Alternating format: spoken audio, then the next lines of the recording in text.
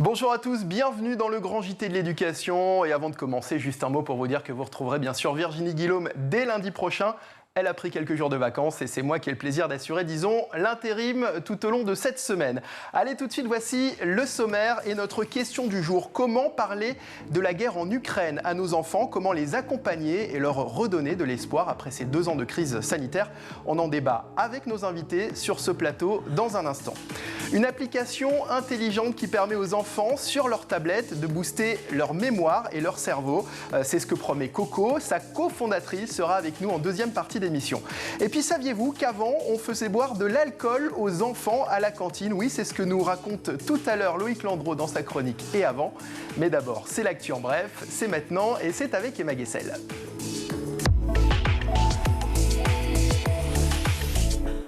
Bonjour Emma. Bonjour Mickaël. Et on commence avec une bonne nouvelle sur le front du Covid dans les écoles. Fini le masque à la récréation. Enfin, ce lundi signe un nouvel allègement du protocole sanitaire. Si on peut enlever le masque à la récré, il reste en revanche obligatoire à l'intérieur et ce, dès 6 ans. Enfin, soulagement pour les parents, les 3 autotests. C'est fini, si un élève est cas contact, un seul autotest à J+2 suffira.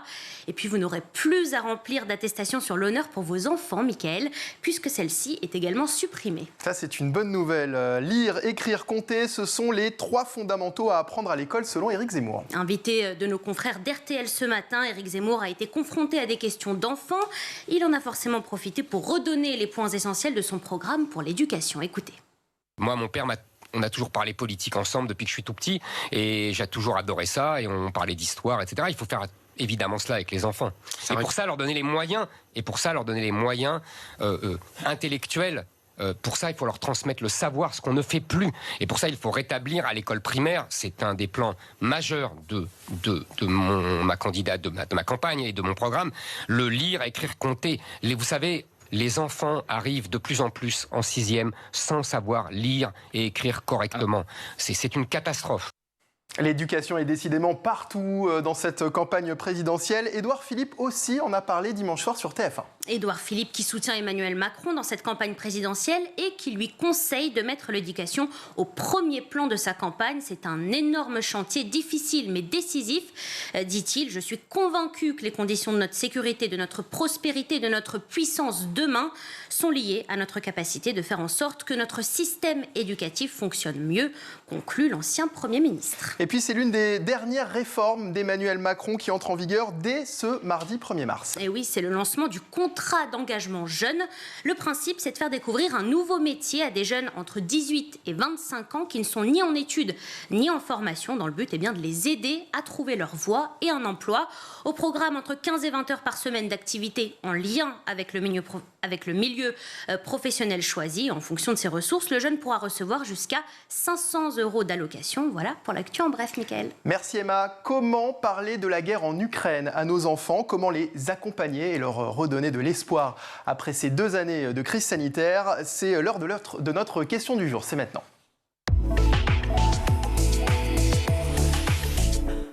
Pour en parler, j'accueille Justine Alazard. Vous êtes psychologue, bonjour. Bonjour. J'accueille par Skype également Maxime Repère, secrétaire national aux conditions de travail pour le SNALC, le syndicat des personnels de l'éducation nationale. Et vous êtes professeur d'histoire géo. Bonjour. Merci d'être là avec nous, tous les deux. Même si on en a parlé déjà la semaine dernière, il nous semblait important en ce lundi de rentrée pour certains de revenir sur ce sujet qui depuis près d'une semaine a totalement bouleversé l'actualité. Maxime Repère, vous êtes professeur d'histoire à Dijon, c'est ça? Alors à Beaune. À Beaune, mais oui, dans l'académie de Dijon. En Côte d'Or. Vous avez fait votre rentrée ce lundi avec vos élèves. Est-ce que le sujet de la guerre en Ukraine a été évoqué? Écoutez, oui, j'ai quelques élèves en cours qui ont fait allusion en début d'heure au conflit ukrainien, mais de façon, assez détachée. Ouais. Détachée, c'est-à-dire? C'est-à-dire, ils commentaient l'actualité. J'ai j'ai quelques élèves qui suivent l'actualité et qui évoquaient auprès de leurs camarades le fait que des personnes s'engageaient justement pour partir en Ukraine pour se battre aux côtés des Ukrainiens. Donc c'était des discussions entre élèves finalement, c'était pas des questions qui vous étaient directement destinées. Non, puisque bon, c'était, si vous voulez, le chapitre que j'étudiais ne se prêtait pas justement à ce qui se passe en Ukraine actuellement. Donc, j'ai pas été interpellé directement là-dessus. Là, il n'y a pas eu de comportement particulier. Vous aviez prévu de l'évoquer avec vos élèves? Est-ce que vous y aviez pensé peut-être même pendant vos vacances? Alors, oui, j'y ai pensé. Après, si vous voulez, notamment dans mes programmes, ce n'était pas quelque chose que j'allais étudier là. Donc, je ne l'ai pas, comment dire, Oui, après, en même temps, évoqué directement. Ça paraît compliqué que ce soit au programme, forcément, puisqu'on parle d'actualité aujourd'hui. Mais est-ce oui, que... Alors, ça peut, si vous voulez, par exemple, quand on étudie en classe de première la guerre froide, Oui. ou par exemple en classe de troisième au collège, il est parfois assez facile, si vous voulez, de faire un lien entre l'histoire, entre le passé et le présent. Est-ce que vous avez eu des consignes de l'académie à ce sujet ou pas du tout? Non, je n'ai pas eu de consignes. Pas de consignes du tout. Justine Alazard, c'est important de parler de ces sujets avec les enfants, notamment à l'école? Oui, tout à fait. C'est effectivement l'une des choses les plus importantes à dire, je pense, en ce moment, dans la mesure où c'est vrai que c'est une actualité qui est quand même anxiogène. On a traversé le Covid, là, on rentre dans une autre thématique d'actualité qui est anxiogène et que les enfants comprennent très bien.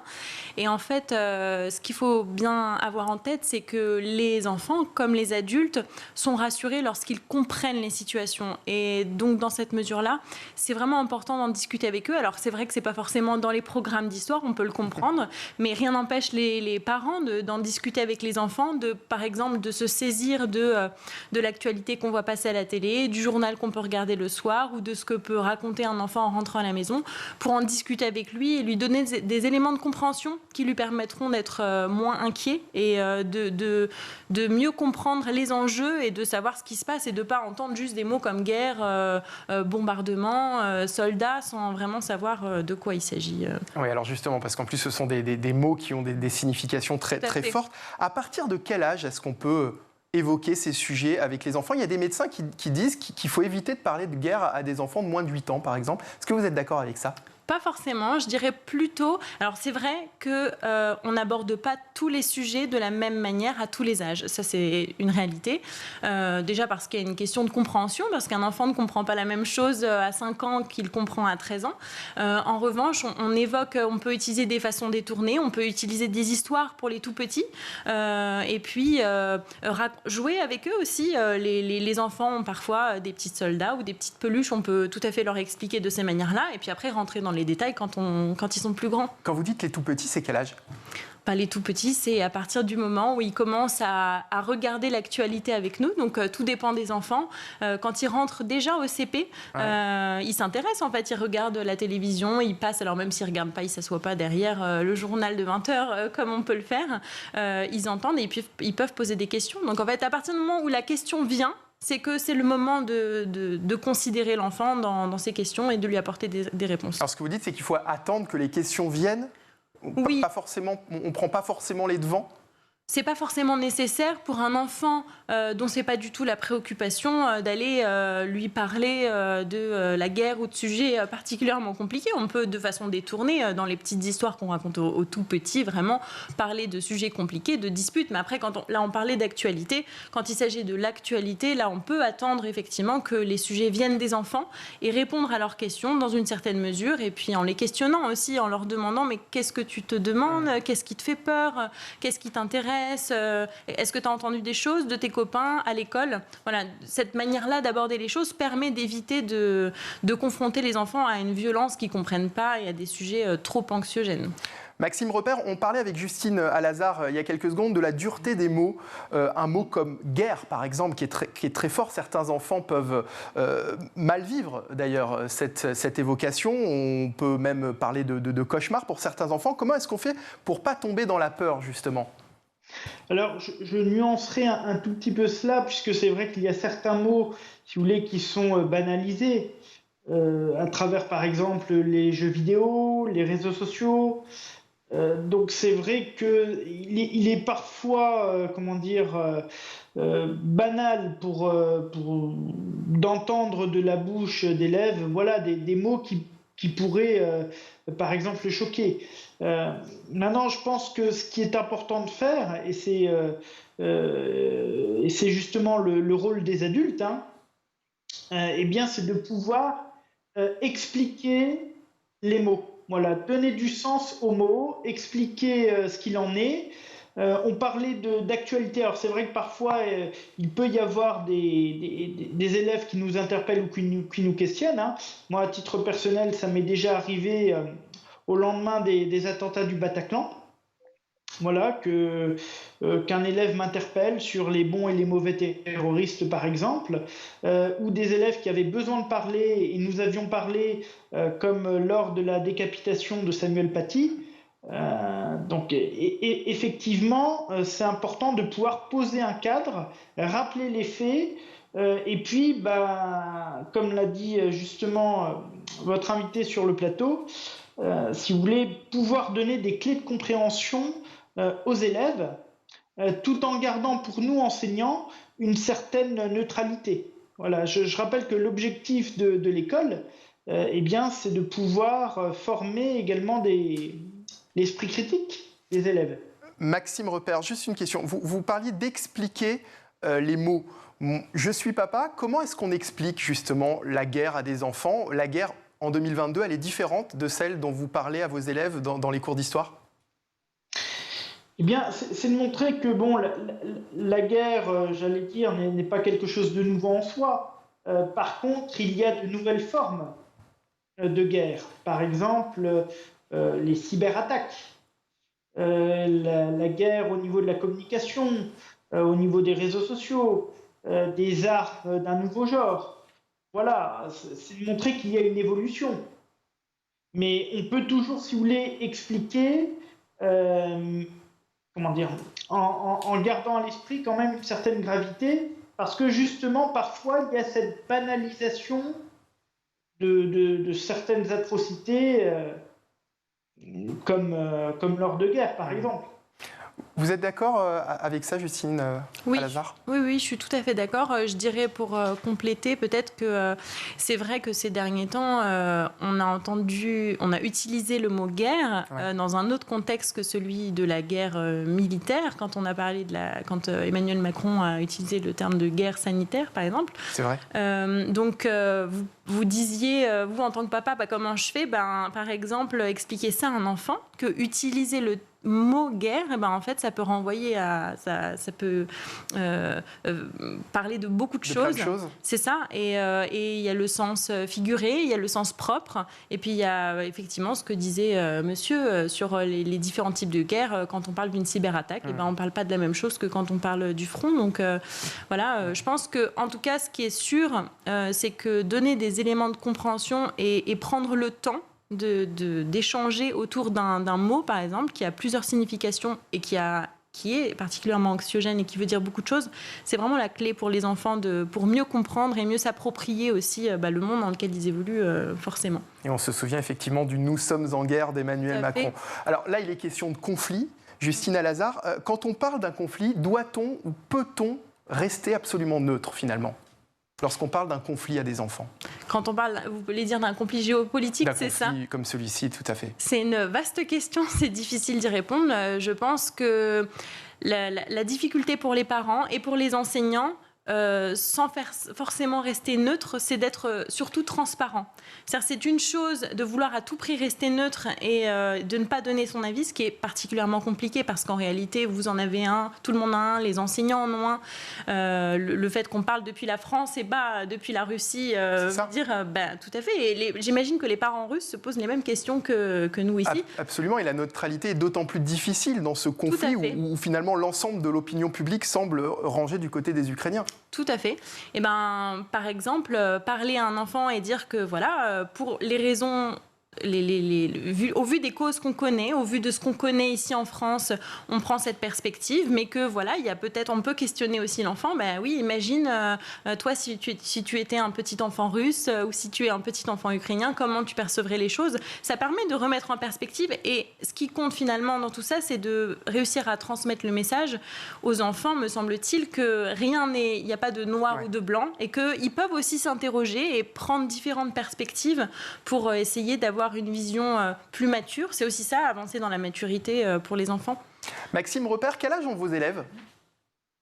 Écoutez, là actuellement, donc, je suis en lycée, donc mes élèves peuvent avoir de 15 à 18 ans. En moyenne, j'ai été enseignant en collège avant. En collège avant ? Donc si vous voulez, la question de l'Ukraine, effectivement, elle est traitée ici parce qu'on parle de l'actualité, parce que ça peut choquer. Mais c'est vrai qu'en prenant un petit peu de recul, on se rend compte qu'on en revient à la question des sujets sensibles qui sont traités, qui peuvent être soit liés à l'actualité, soit de façon plus générale par rapport au programme. Donc voilà, il faut toujours, et c'est la difficulté pour les enseignants, c'est effectivement de rester neutre, et puis, de pouvoir montrer qu'il n'y a pas une vision binaire des choses, mais au contraire qu'il y a plusieurs points de vue. Et de ne pas s'attacher, j'allais dire, à faire passer un message personnel, parce qu'un enseignant, c'est avant tout un professionnel de l'éducation. Il y a un sujet particulier, Maxime Repère, vous nous parliez tout à l'heure évidemment de Samuel Paty. À part cette guerre, il y a un sujet durant votre carrière de professeur qui a particulièrement marqué vos élèves, qui les ont interrogés lors de vos cours, qui ont pu les choquer même ? Bien écoutez, moi une fois j'ai vécu quelque chose d'assez éprouvant. C'est-à-dire que je faisais cours et j'ai un élève qui, au lendemain des attentats du Bataclan, m'avait parlé de bons et de mauvais terroristes. Voilà, en plein cours. Qu'est-ce que vous avez répondu à ça ? Alors j'ai arrêté le cours et en fait, je suis revenu sur les faits, sur ce qui s'était passé. Et voilà, simplement en montrant que... ce qui s'était passé avait été extrêmement grave. Et puis, en essayant, si vous voulez, en gardant mon sang-froid, parce que je pense que ce qui est le plus important là-dedans, c'est que l'élève puisse être rassuré en voyant son professeur garder son sang-froid. Justine Alazard, là on parlait des attentats. Le Parisien a publié un article ce week-end sur les 15-25 ans, une génération de traumatisés entre les risques d'attentats dont on vient de parler, le Covid et maintenant la guerre. Vous croyez que les jeunes d'aujourd'hui sont traumatisés ? Je pense qu'il est encore trop tôt pour le dire à long terme. On peut faire des constats immédiats en écoutant tout simplement ce que nous ont dit les jeunes durant la crise sanitaire. Ouais. Je pense que quand on parle de traumatisme, il faut bien faire attention à l'utilisation de ce terme parce que ça peut renvoyer réellement des séquelles psychologiques et que c'est pas tout à fait la même chose quand on est confronté à un attentat que on en entend parler. Bien sûr, dans les deux cas, on peut être touché et particulièrement éprouvé par ça, mais c'est un terme qui doit être, je pense, mis en perspective. Et puis, les traumatismes font partie de la vie. Après, la réponse à apporter est importante, en fait. C'est pas tant la situation, mais c'est également de quelle manière l'État apporte des réponses, de quelle manière le gouvernement peut encadrer, peut apporter des solutions aux jeunes. Et ça, c'est une vraie question aussi. Quelle réponse et quels conseils est-ce qu'on peut apporter à ces jeunes pour essayer de les apaiser, peut-être ? Je pense que tout dépend de l'âge. Quand on parle des 18-25 ans, on parle d'un âge dans lequel, on a un regard sur l'actualité, on a parfois un avis politique, on a des amis aussi qui viennent de régions différentes, parfois des amis qui peuvent venir de régions concernées ou des amis qui ont été touchés par les attentats.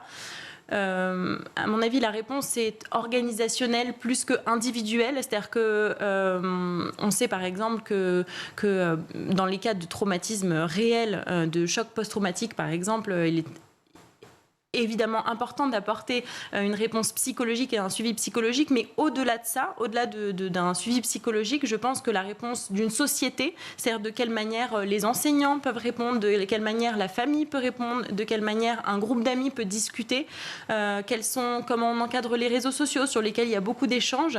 Toutes ces manières-là sont une réponse à l'angoisse que peuvent ressentir les jeunes. Et donc, les réponses sont multifactorielles. Et je pense que les meilleurs conseils qu'on peut donner, c'est l'échange, tout simplement. C'est de pouvoir échanger dans tous les cercles, que ce soit familiaux, universitaires, scolaires, parce que c'est le meilleur moyen de diffuser aussi ces émotions, de les partager et de les apaiser. Donc je pense que résolument, c'est l'échange. Maxime Repère, vous pensez que les jeunes d'aujourd'hui sont traumatisés ? Alors, traumatisés, je ne sais pas. Il y a quelque chose, c'est vrai, qui est différent peut-être par rapport à avant. C'est la circulation de l'information et notamment le poids et l'impact des réseaux sociaux. C'est-à-dire que, de mon point de vue, les jeunes peuvent facilement se laisser happer par des discours divers et variés à travers les réseaux sociaux. Et c'est vrai que je pense que notre rôle, c'est vraiment de pouvoir apporter de l'apaisement, du recul, et puis de faire réfléchir les élèves. C'est-à-dire, je reviens à l'importance de l'esprit critique évoqué tout à l'heure, ça me semble capital. Le problème, et là je prends ma casquette de responsable syndical, c'est la question de la formation des personnels. Oui. Parce que c'est vrai que, on l'a vu par le passé, lorsqu'il y a des drames qui nous touchent, qui touchent l'école et qui interpellent les élèves, la question de la formation des enseignants, pour tenter de donner des réponses, c'est quelque chose de très sensible et d'extrêmement délicat. Selon vous, les professeurs n'étaient pas assez formés durant la crise sanitaire ? Je pense que durant la crise sanitaire, les enseignants ont été beaucoup livrés à eux-mêmes, à la fois pour poursuivre leur mission d'enseignant, notamment à travers le télétravail, pour faire face aux aléas, notamment des programmes qui plantaient, enfin bref, toutes ces difficultés. Et puis, je pense aussi à ce qui s'est passé pour Samuel Paty, ce qui s'est passé à travers d'autres événements marquants. Effectivement, il y a de gros problèmes au niveau de la formation des personnels. Et c'est quelque chose que nous regrettons, je regrette en tant que responsable syndical. Ça veut dire que finalement, ça fait aussi beaucoup de choses à gérer pour les enseignants. On parlait évidemment des difficultés qui sont vécues par les enfants, par les élèves. Mais pour les enseignants aussi, c'est quelque chose qui est compliqué à gérer finalement depuis toutes ces dernières années. Oui, c'est quelque chose de très difficile parce qu'il faut bien voir que nous avons notre mission d'enseignant. Et puis, au fur et à mesure des années, on voit des missions supplémentaires se greffer qui alourdissent considérablement le quotidien des enseignants, à tel point, et c'est un autre sujet, mais que l'on pourrait évoquer d'ailleurs, c'est la question des risques psychosociaux qui touchent de plein fouet les personnels de l'éducation nationale, et notamment l'impact du Covid, de la crise sanitaire. Justine Alazard, finalement, tout ce dont on est en train de parler là depuis tout à l'heure, c'est vrai qu'on sent un ras-le-bol général, un ras-le-bol évidemment des élèves, un ras-le-bol des enseignants, comme vient de nous l'expliquer Maxime Repère. Comment est-ce qu'on peut apporter une touche d'espoir dans tout ça finalement ? Une touche d'espoir,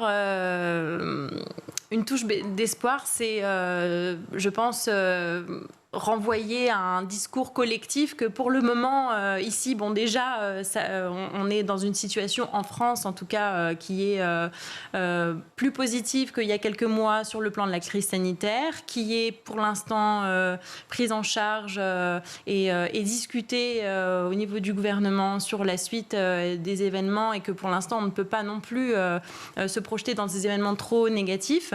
Et puis, se dire que dire aux jeunes, puisque là on pense aussi aux jeunes, que ce sont également eux qui font aussi l'avenir et qu'ils ont résolument aussi une place dans la construction de la société de demain, que par exemple donner à un jeune l'idée de s'engager soit dans une association, soit de s'engager en politique, de s'engager autour de lui pour soutenir des causes qui sont chères à leur cœur et qui permettent de répondre à certaines problématiques de société, sont des moyens de donner de l'espoir et sont des moyens de trouver des solutions à son niveau et de pouvoir répondre à son niveau d'une manière ou d'une autre aux problématiques qu'on rencontre. Maxime Repère, vous sentez, vous, les élèves qui ont des envies, des besoins de s'engager justement dans des démarches positives comme celle dont vient d'évoquer Justine Alazard ? Écoutez, oui, moi je le vois en tant qu'enseignant, des jeunes qui s'engagent à travers certaines actions justement pour aider autrui, à travers par exemple des banques alimentaires ou des opérations pour aider telle ou telle association.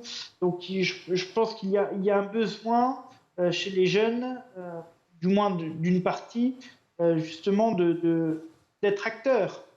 C'est quelque chose d'extrêmement important à mon sens, puisque ça fait partie de la construction de l'individu. Absolument. On parlait évidemment, c'était l'objet de notre débat, des discussions avec les élèves autour de la guerre en Ukraine. Est-ce que finalement, Maxime Repère, c'est vraiment le rôle des enseignants d'aborder ces sujets avec les élèves ? Est-ce que ce ne serait pas, par exemple, aux psychologues scolaires de le faire ? Alors pour ça, il faudrait déjà qu'il y ait suffisamment de psychologues scolaires.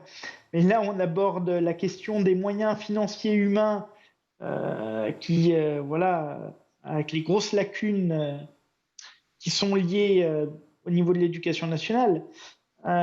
Si vous voulez, le rôle des enseignants, il n'est pas nécessairement, j'allais dire, de parler de l'actualité, puisque nous ne sommes pas formés pour ça. Je rappelle que j'enseigne l'histoire-géographie. Il y a des choses qui sont peut-être plus faciles. Par exemple, la laïcité va peut-être plus parler aux professeurs d'histoire-géographie, aux professeurs de philosophie, mais peut-être moins aux professeurs de sciences, par exemple. Mais ça vient des études universitaires. Mais au-delà de ça, nous, notre rôle, effectivement, il est de donner un enseignement qui repose sur un programme, qui repose sur des connaissances, des savoir-faire. Après, je dirais que c'est peut-être la responsabilité de tout adulte, dans l'entourage de l'enfant, de pouvoir essayer d'apporter un petit peu d'apaisement. Et je ne suis pas sûr que ce soit, si vous voulez, la mission exclusive, loin de là, de l'éducation nationale. Des enseignants, oui. Justine, vous pensez que justement on manque finalement de psychologues scolaires dans l'éducation nationale, que surtout en cette période compliquée, ce serait une solution de plus apportée aux élèves ? Oui, bien sûr. Je pense que là, je ne peux que paraphraser ce qui vient d'être dit. Effectivement, il y a un manque de moyens humains à l'éducation nationale et dans l'éducation de manière générale. Donc, en termes de nombre de psychologues scolaires par établissement, on sait que souvent ils sont sur des missions, ils ne sont pas exclusivement dédiés à un établissement, mais qui sont en contrat sur plusieurs établissements et donc qui ne peuvent pas suivre forcément tous les élèves. Et puis, il y a aussi une question de formation, parce qu'un psychologue scolaire, par exemple, peut être formé à l'accompagnement sur certaines pathologies et troubles de l'éducation, de difficultés dans l'apprentissage, et pas nécessairement à la réponse à l'anxiété face à l'actualité. Donc, effectivement, je suis entièrement d'accord avec ce que vient de dire monsieur. C'est la réponse, à mon avis, doit être collective et c'est difficile de faire reposer tout sur les enseignants, de faire reposer sur un psychologue scolaire. À mon avis, la réponse doit être structurelle et peut se faire par petits bouts. Et c'est ça qui la rend aussi intéressante, parce qu'elle permet de donner des perspectives aux enfants. Et c'est ce dont on parlait juste avant. Merci Justine Alazard d'avoir été avec nous pour débattre de ce sujet. Vous êtes psychologue. Merci Maxime Repère. Vous êtes représentant syndical pour le SNALC, le syndicat des personnels de l'éducation nationale. Et puis vous êtes professeur d'histoire géo. Merci d'avoir été également avec nous. Restez avec nous. En deuxième partie d'émission, nous parlerons d'une application intelligente qui permet aux enfants, sur leur tablette, de booster leur mémoire et leur cerveau. Cette application s'appelle Coco. Sa cofondatrice sera avec nous pour en parler dans un instant. À tout de suite.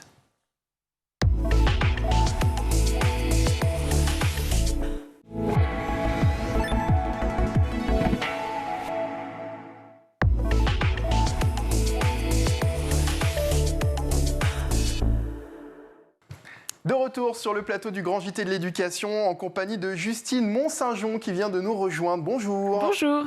Vous êtes cofondatrice de Dinzeo, une entreprise spécialisée dans la création d'applications d'entraînement cérébral, c'est bien ça? Oui, tout à fait. Alors d'abord, qu'est-ce que c'est qu'une application d'entraînement cérébral? Alors, l'objectif derrière Dinzeo, c'est de proposer à toute personne, enfant, adulte et senior, d'avoir depuis son smartphone ou sa tablette un coaching cérébral personnalisé. C'est-à-dire qu'on va accompagner des seniors qui ont la maladie d'Alzheimer, Parkinson ou post-AVC ou post-Covid. Vous devez entraîner votre mémoire et vos fonctions cognitives. On le fait plus simplement sur une application, sur sa tablette, tranquillement sur son canapé. Et c'est un coach cérébral de poche. Alors, ça marche comment? Il y a des études qui permettent de montrer l'efficacité de ce type de programme? Alors, quand on a créé Dinzeo, on l'a créé il y a 8 ans, on n'a pas réinventé la poudre. C'est-à-dire qu'on a travaillé avec des neuropsys, des orthophonistes, des ergothérapeutes, et on a digitalisé les outils qu'ils utilisaient papier-crayon. Par exemple, si on veut travailler le langage, quelque chose tout bête, mais vous allez prendre des proverbes, et les orthophonistes les imprimaient, les découpaient, et les patients devaient le mettre dans l'ordre. Et effectivement, le faire sur tablette, c'est beaucoup plus sympa, ça fait plus plaisir aux patients. Et les orthophonistes, elles gagnent vachement de temps dans la préparation des activités. Faites que je comprenne bien, vous avez pris des exercices qui existaient déjà et vous les avez digitalisés au sein de vos applications. Exactement. C'est ça. Alors, vous développez des programmes pour les enfants, les adultes et aussi les seniors. Et comme ce qui nous intéresse particulièrement, ce sont les enfants, on va parler de Coco. C'est quoi Coco, ou plutôt c'est qui Coco? Alors Coco, c'est notre petit coach que vous voyez ici, qui est un coach éducatif qui est destiné aux enfants de 5 à 10 ans. Il est mignon, il a une bonne tête en plus de ça, Coco. Et il y a sa sœur qui s'appelle Cocotte. Et il a une sœur en plus de ça. Ah, mais pour pouvoir jouer. En fait, on fait vachement de jeux où on peut jouer à deux sur la même tablette, parce qu'on veut que pour les enfants, la tablette, ça soit une interaction, une médiation, et pas justement que ce soit les enfants deviennent des zombies de YouTube omnibulés par la tablette. Donc on crée beaucoup d'interactions au sein des jeux. Pour pas que les enfants soient simplement spectateurs. C'est ça. Pour qu'ils interagissent. Qu'ils soient actifs. Alors après, ils ont tendance à interagir déjà quand ils mettent des jeux, parce qu'en général, quand on leur met une tablette entre les mains, ils trouvent très facilement le moyen d'installer des jeux, pas forcément adaptés à leur âge d'ailleurs. En fait, quand on a créé Coco, pour tout vous dire, je vais vous raconter une petite histoire, mais c'était en confinement. En fait, Coco était déjà utilisé, mais on travaillait avec des centres IME, CESAT, c'est des centres d'éducation spécialisés pour des enfants qui ont des troubles 10, autistiques, trisomie 21, etc. Et il y a eu le Covid. Nous, on était hyper impactés en plus parce qu'on travaillait principalement avec les EHPAD et des seniors à domicile, donc c'était vraiment compliqué. J'étais en confinement, j'avais 2 enfants, j'ai 2 jumeaux, des garçons qui ont 4 ans. Et évidemment, j'ai fait comme tous les parents, j'ai donné la tablette aux enfants et je leur mettais des films ou des jeux. Et c'est là qu'on a vu ce que disent les médecins en disant qu'il ne faut pas trop laisser les écrans aux enfants. Je les voyais agressifs, j'essayais de retirer la tablette pour qu'on aille faire notre pause de 15 minutes autour de la maison. Mais ça marchait pas, ils voulaient pas, il y avait des crises de larmes, ils devenaient hystériques, ou j'ai essayé de mettre des pauses pour leur poser des questions sur le film Pas de patrouille qu'ils regardaient. Et je les voyais que ça marchait pas. Et c'est là où maman a eu cette idée. Donc ma mère, c'est notre directrice technique, et qui est leur grand-mère, elle a dit on va leur faire une pause sportive. Et dans Coco, toutes les 15 minutes d'écran, quand les enfants ont terminé leur activité, on leur impose de faire du sport. Et c'est tout bête, mais ça leur permet de retirer des écrans, de bouger, danser. Il y a des exercices, on fait du yoga, on s'aère le cerveau. Et en fait, la capacité maximum d'un enfant d'attention, sa capacité d'attention, c'est 15 minutes. Donc ça lui fait vachement de bien de... Mais alors, on ne l'éloigne pas totalement de l'écran, puisque c'est une pause de 15 minutes. Là, il va faire des activités sportives, mais toujours devant l'écran. Voilà, exactement. Si par exemple, vous connaissez le jeu 1, 2, 3 soleil. Absolument. Vous l'avez fait. Il y a longtemps maintenant, mais oui. Je ne cache pas que je le refais plus, je joue plus tous les jours à 1, 2, 3 soleil. Vous n'allez plus me réinviter. Donc là, il y a le petit personnage, on danse et on fait 1, 2, 3 statues. Mais n'importe quel enfant se prend au jeu de manière admirable. En fait, vous êtes obligés quand ils font d'espace, ils bougent, etc. Alors là, on ne vous voit plus. Rapprochez-vous de la table, voilà. Forcément, vous reculez. Vous pouvez vous mettre debout si vous voulez, mais plus quoi. Non, mais moi, je fais beaucoup de sport. J'ai pas besoin de c'est vous qui avez conçu j'imagine que vous vous êtes entraîné avant. Ah ouais, c'est ça. Alors, l'idée, c'est de proposer des activités plus bénéfiques pour les enfants, en plus des jeux qu'ils ont l'habitude de faire sur les tablettes, ou c'est censé venir à la place, finalement, remplacer leurs activités d'écran? Alors, c'est les deux. En fait, dans le programme Coco, il y a 30 jeux éducatifs, qui sont des jeux où on va travailler le langage, la mémoire, l'attention. Vous allez réviser le calcul mental, réviser les fables de La Fontaine. Donc, c'est un programme vraiment éducatif qui est destiné aux enfants du CP au CM2, avec chaque jeu à plusieurs niveaux de difficulté. Et c'est en plus, on a rajouté ces jeux physiques. Mais c'est complémentaire. Alors, je vous entendais parler tout à l'heure, effectivement, de votre confinement avec vos enfants, ce qui vous a permis de développer Coco, finalement, pour, entre guillemets, le grand public. C'est un peu ça, hein, puisque c'était... jusque-là, l'application existait, c'est ce que vous m'aviez expliqué? Alors, elle existait, mais plutôt pour des centres handicap. D'accord. Avec des IME, des CISAD ou des orthophonistes directement. Elle n'était pas disponible vraiment sur... là, parce que là, tout le monde peut la télécharger. Là, tout le monde peut la télécharger, peut la tester, et on est utilisé à la fois en famille et aussi en école primaire. Donc, vous me parliez des difficultés que vous aviez pu avoir pendant le confinement avec les écrans, parce que finalement, c'est ce qui se dit. On dit que les écrans ont tendance à abrutir les enfants, que ça peut les rendre des fois agressifs. On a tous cette expérience. Vous mettez en avant le contraire, finalement, avec les applications que vous proposez aujourd'hui. En fait, nous, on part du principe qu'interdire quelque chose à un enfant, interdire l'écran ou mettre des contraintes comme contrôle parental, ça ne marche pas. Et donc, on amène l'enfant à utiliser les écrans avec modération par le jeu. Parce que quand il fait du sport, il ne pense pas qu'on impose cette pause parce que c'est bien pour son cerveau. Lui, il voit la partie, je m'amuse, je danse, je bouge et je reviens. Et donc, par le ludique, on peut faire passer beaucoup plus de choses que par le conflit. Ça veut dire que tant que c'est ludique, que c'est intéressant, que c'est bénéfique pour l'enfant, finalement, il n'y a pas de limite à fixer ?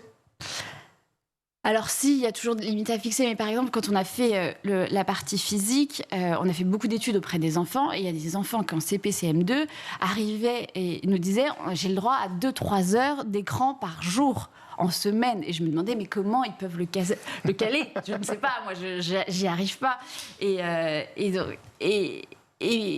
Mais pour eux, cette contrainte de 3 heures, c'était un temps. Et on ne peut pas en vouloir aux familles, parce qu'il y en a qui n'ont pas le choix, qu'il faut qu'ils les gardent. Donc, mettre des contraintes pour des contraintes, ça n'a pas de sens. Là, par le sport, on leur explique pourquoi c'est important de faire des pauses. On a des psychomotriciens, on a des témoignages de Bruxelles qui expliquent aux enfants pourquoi c'est important de faire des pauses. Mais ce qui marche le plus, il ne faut pas se le cacher, c'est les jeux. Les jeux qui fonctionnent sur le fait de viens, on va faire un jeu sportif, physique, on bouge, on danse, on fait des challenges et en fait c'est ça qui marche. L'application a été testée en milieu éducatif ?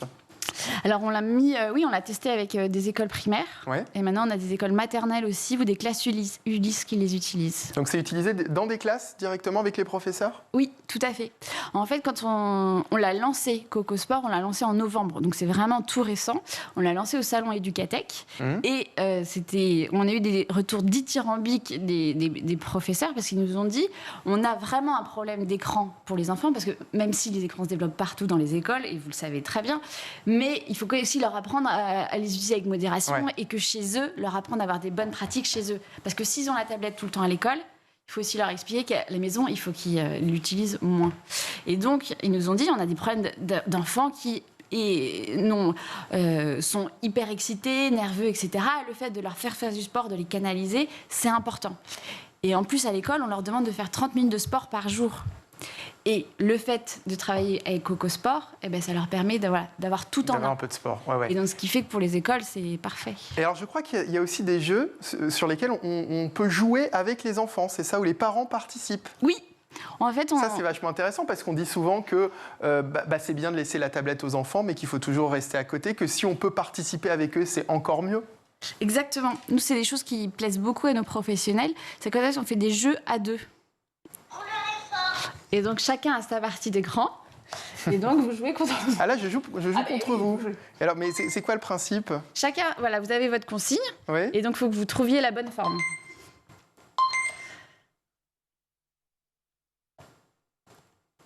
Ah oui, la consigne peut changer. Faut changer donc là, c'est la forme. Donc là, c'est ça. D'accord, ok.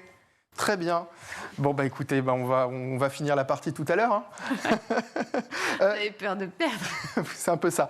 J'aime pas perdre, j'ai horreur de ça. Il existe aussi une version destinée aux enfants hospitalisés, j'ai cru voir.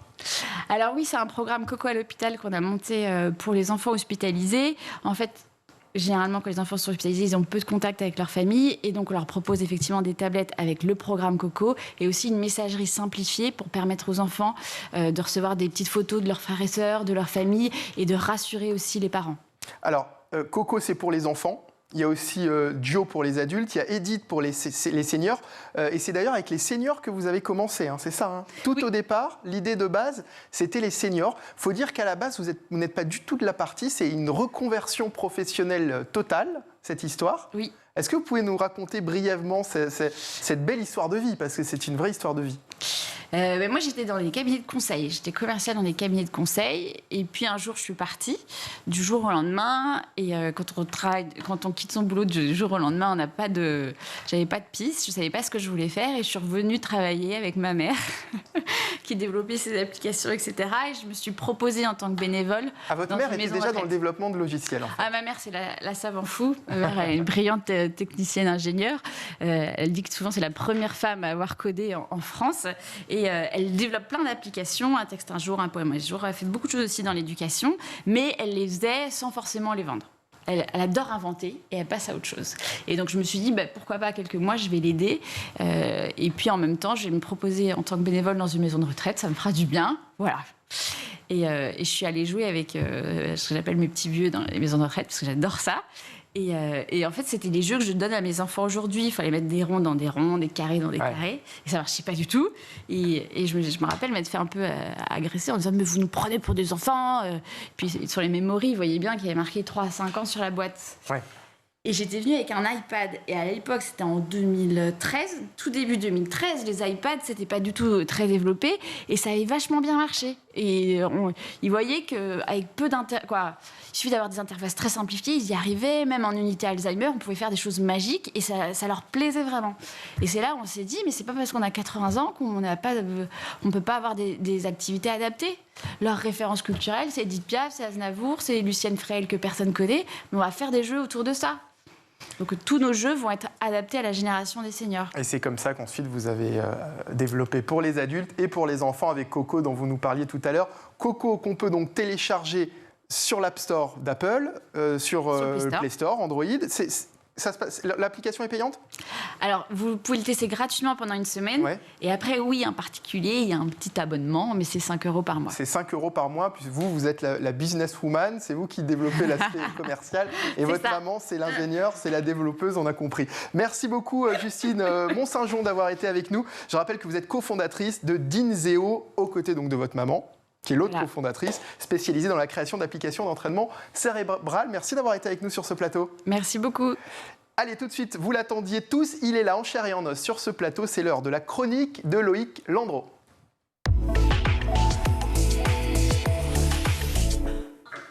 Bonjour Loïc. Bonjour.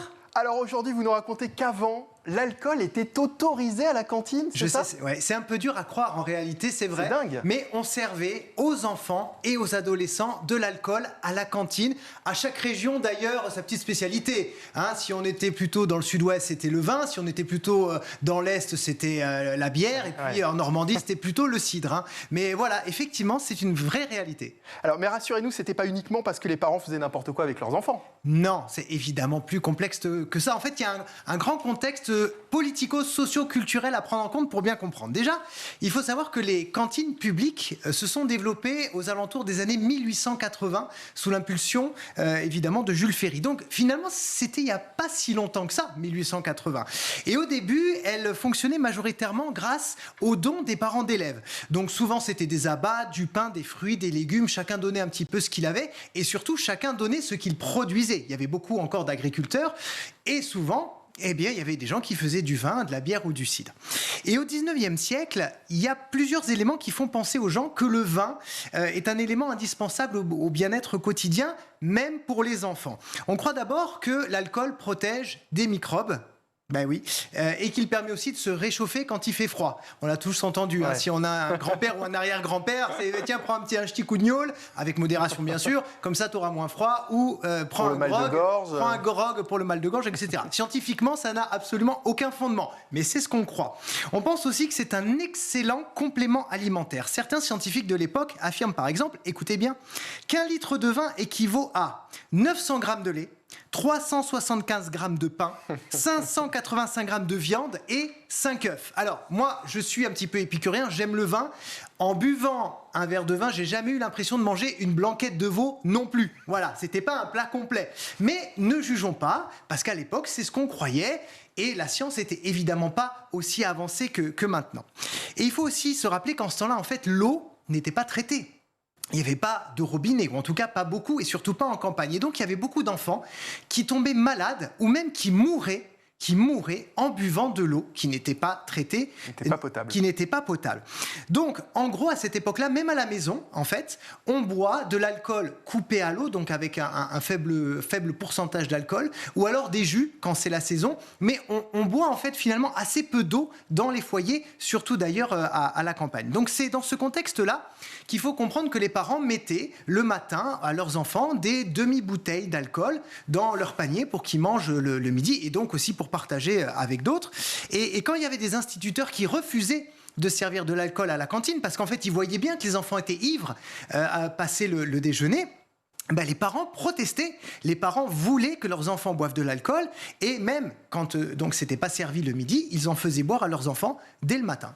Alors, quand est-ce qu'on a pris le problème à bras-le-corps finalement ? Eh bien finalement assez tard, figurez-vous, parce qu'en fait dans les années 1930 encore, il y avait un comité national de propagande en faveur du vin qui ciblait particulièrement les enfants.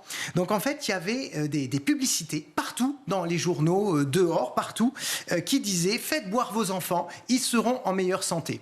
C'est économique parce qu'effectivement on sortait de la guerre, il y avait énormément de stocks de vin à écouler et donc il fallait donner aux enfants. D'ailleurs, les ouvriers à l'époque avaient 2 litres de vin par jour. On leur donnait 2 litres de vin par jour en plus de leur salaire. Voilà, donc c'est dire qu'il y a un contexte aussi qui fait que les enfants sont très très touchés.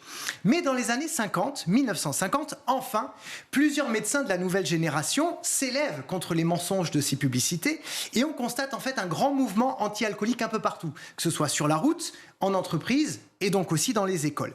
Et c'est en 1956, grâce à Pierre Mendès France, qu'une circulaire interdit officiellement l'alcool à la cantine pour tous les enfants de moins de 14 ans.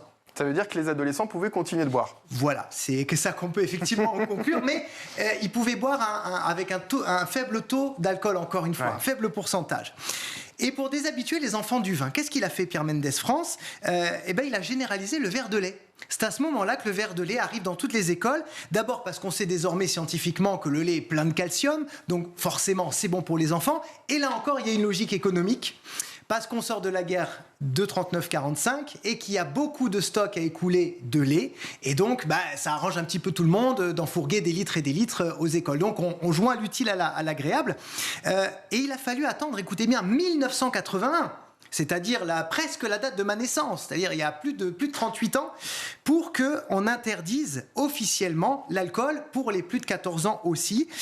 Et donc on sera quand même tous d'accord ici pour dire que c'est super tard, 1980, c'était hier, mais enfin, on a arrêté de donner de l'alcool aux enfants et aux adolescents dans les cantines. Enfin. Ben oui, il était temps quand même. Il était temps. Est-ce qu'on se prendrait pas un petit godet avant de partir ? Pourquoi pas, avec modération évidemment. Modération, je savais que cette chronique allait vous motiver, Loïc. Toujours.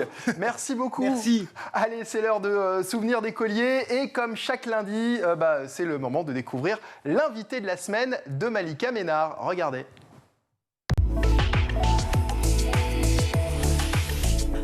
Bonjour à tous et bienvenue dans Souvenirs d'écoliers. Chaque semaine, je reçois une personnalité qui se confie sur son enfance et sa scolarité. Et avec moi, cette semaine, April Benayoun. Bonjour April. Salut Malika. Alors, vous êtes mannequin, reine de beauté. Vous avez été première dauphine du concours Miss France 2021. Ouais. Et vous participez au concours Miss Monde en mars prochain. Tout à fait. C'est un peu complexe. Vous avez déjà participé. Ouais, c'est ça. Mais ça a été reporté à cause de Covid. C'était quand, en décembre dernier ? C'était en décembre, ouais. Donc reporté le jour de mon anniversaire, le 16 mars. C'est porté chance.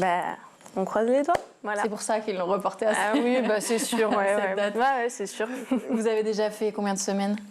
J'ai fait 4 semaines. C'était 26 jours de préparation. Ouais. C'était beaucoup. Où ça ? Porto Rico.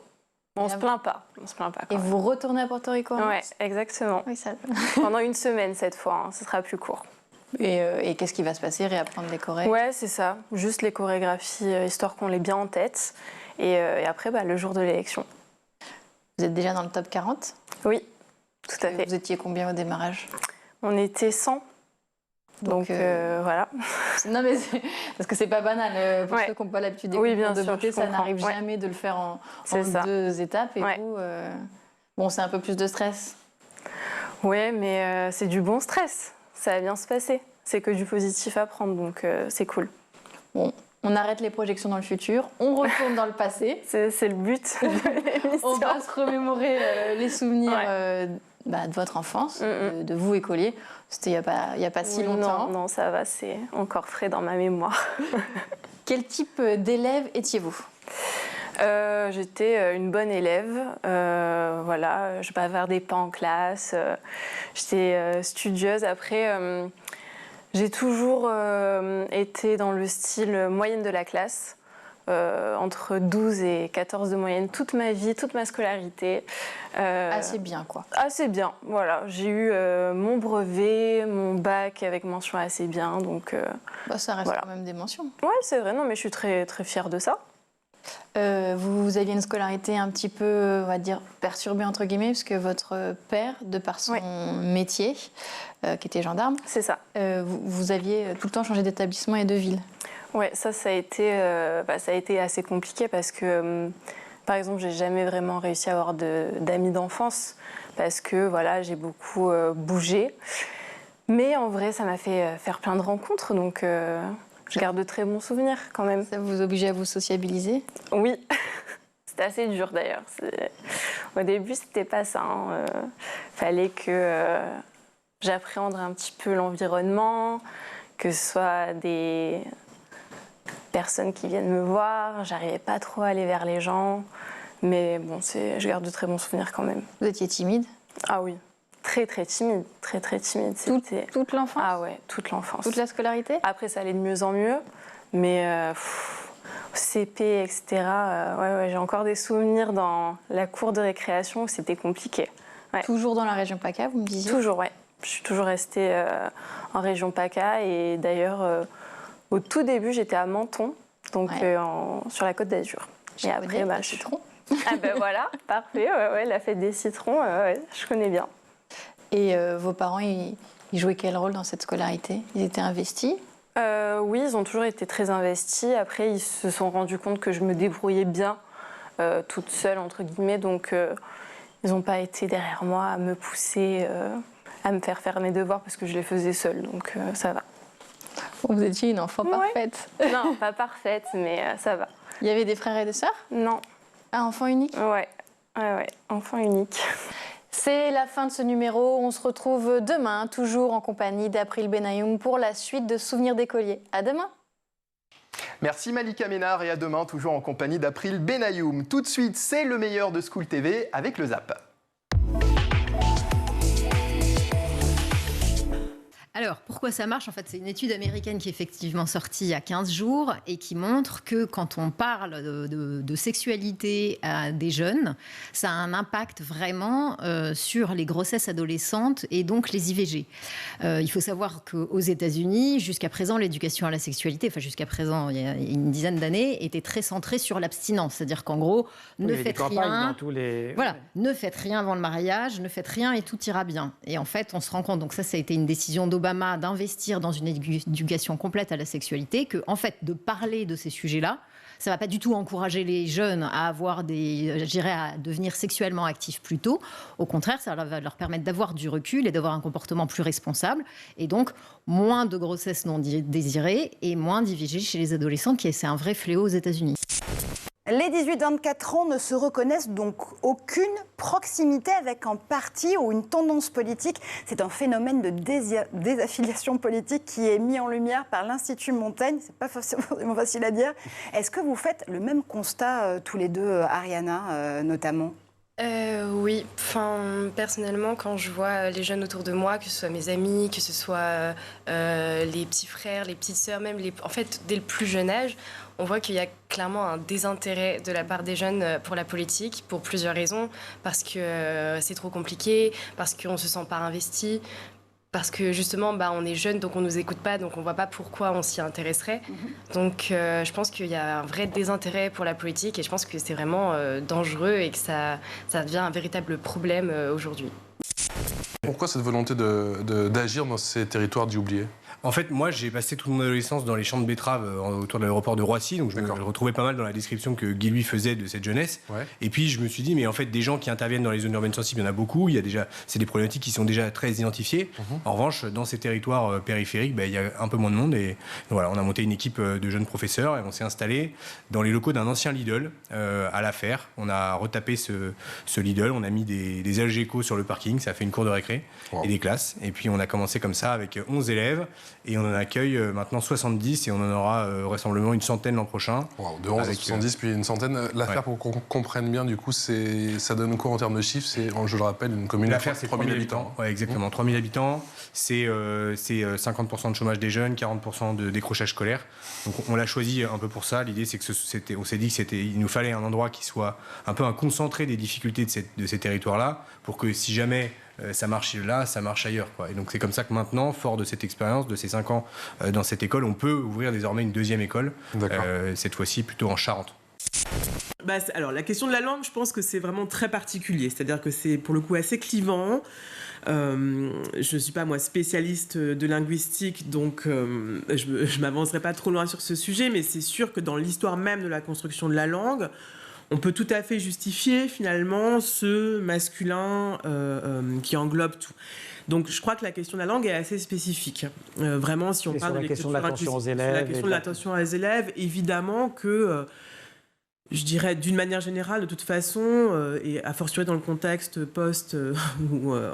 disons post en état optimiste, pandémie que nous vivons, on est vraiment de plus en plus attentif et attentive à l'état de nos élèves. Et ça m'est arrivé d'avoir des élèves en transition de genre, par exemple. C'est pas vous n'étiez pas la seule à être attentive à ce qui vivait parmi vos collègues. Et c'était déjà il y a quelques années. Je pense que les choses se sont améliorées depuis.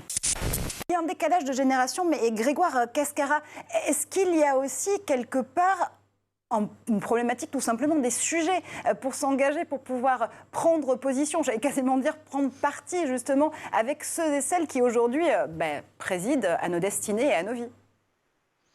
Oui, ce qui est sûr, c'est que les jeunes, pour beaucoup, ont le sentiment que les sujets dont on parle dans les médias, ceux qui font cette campagne présidentielle aujourd'hui, ne sont pas suffisamment connectés à leur réalité, n'ont pas d'impact sur leur vie quotidienne. C'est pour ça qu'on a imaginé Élise, une application qui met en avant d'abord les idées, les projets. Moi, mon sentiment, c'est qu'on parle beaucoup des personnalités, des candidats, des stratégies d'alliance entre les uns et les autres, et très peu des idées, du fond, des projets. Et ça rejoint aussi ce que mes camarades ont dit sur l'invisibilisation des jeunes, à la fois dans l'espace public.